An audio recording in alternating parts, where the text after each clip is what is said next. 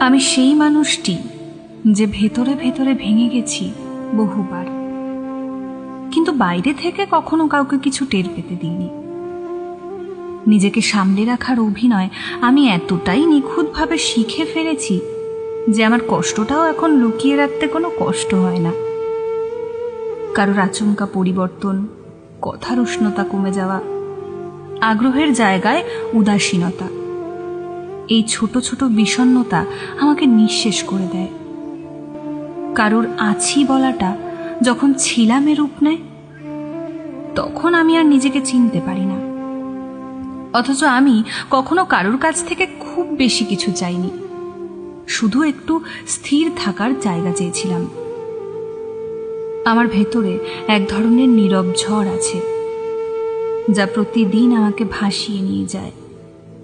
আমি চেষ্টা করি নিজেকে শক্ত করে ধরে রাখতে, কিন্তু প্রতিবারই নিজের ভেতরের ভাঙনটা আর সামলাতে পারি না।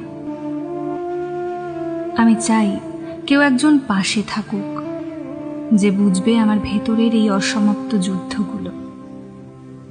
আমি জানি আমি সাধারণ নই।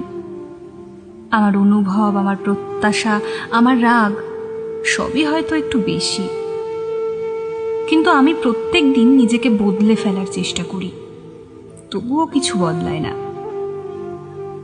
তাই যদি কখনো তোমার মনে হয় আমি বোঝা হয়ে গেছি, তবে চলে যাওয়ার আগে অন্তত একটি বার বলে যেও।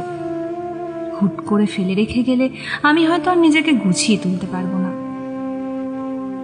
কারণ যাকে আমি আপন ভাবি, তার দেওয়া ফাঁকা জায়গাগুলোয় আমার সবচাইতে বেশি কষ্ট হয়।